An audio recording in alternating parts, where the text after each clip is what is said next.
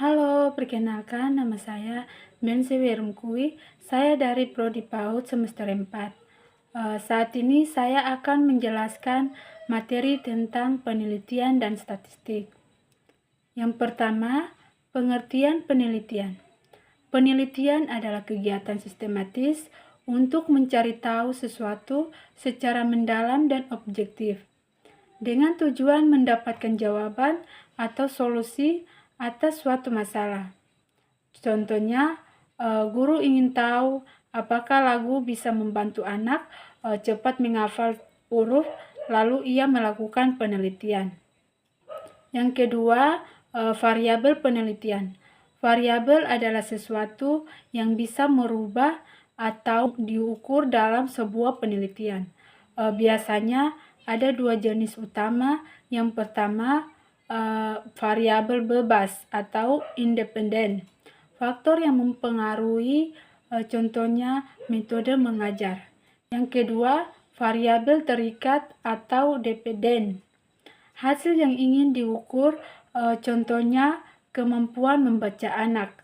Contoh lain, jika meneliti atau pengaruh sarapan terhadap konsentrasi anak, maka sarapan adalah variabel bebas dan konsentrasi anak adalah variabel terikat.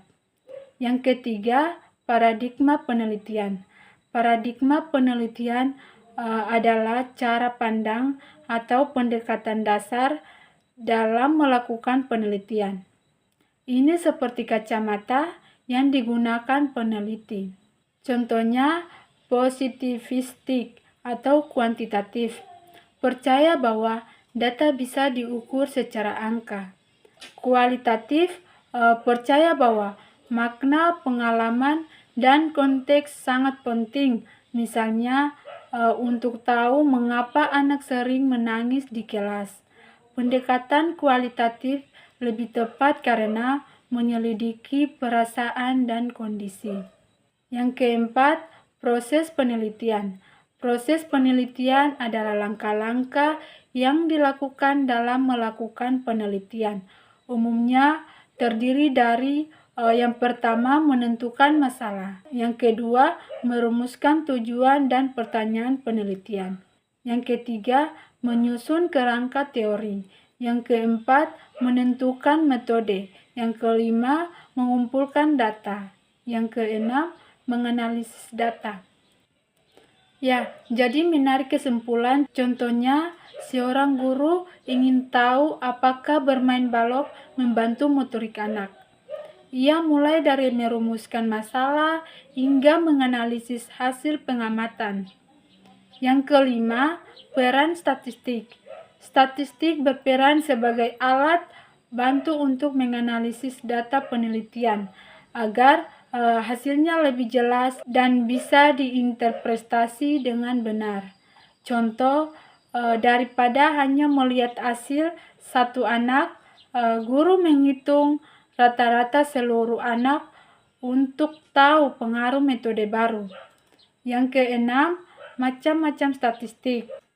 Ya, ada dua macam utama. Yang pertama, statistik deskriptif. Hanya menggambarkan data, contoh rata-rata tinggi badan dan di kelas. Yang kedua, statistik inferensial. Membuat kesimpulan dari data sampel ke seluruh populasi. Contoh, apakah metode A lebih baik dari metode B berdasarkan hasil beberapa anak. Statistik ini membantu menyimpulkan sesuatu secara ilmiah. Yang ketujuh, berbagai macam data penelitian. Data dalam penelitian bisa bermacam-macam seperti yang pertama, data kuantitatif, berbentuk angka, contoh tinggi badan dan nilai ujian. Yang kedua, data kuantitatif, berbentuk kata atau deskripsi, contoh pendapat anak perilaku. Juga bisa dibedakan berdasarkan skala. Yang ketiga, nominal itu jenis kelamin laki-laki atau perempuan. Yang keempat, ordinal, itu peringkat lomba. Yang kelima, interval atau suhu. Rasio itu berat badan. Ya, pedoman umum memilih teknik statistik. Ya, dalam memilih teknik statistik, peneliti perlu memperhatikan jenis-jenis data, apakah data nominal, ordinal, interval, atau rasio. Tujuan analisis, apakah hanya ingin menggambarkan data atau membuat kesimpulan. Jumlah sampel, makin besar jumlah sampel, makin kompleks teknik yang bisa digunakan. Desain penelitian, apakah eksperimen, survei, studi kasus, dan lain-lain. Contoh, jika hanya ingin tahu rata-rata, cukup pakai statistik deskriptif, tapi jika ingin tahu hubungan dua variabel, bisa gunakan kolerasi. Ya, jadi ini adalah penjelasan saya tentang penelitian dan statistik. Terima kasih.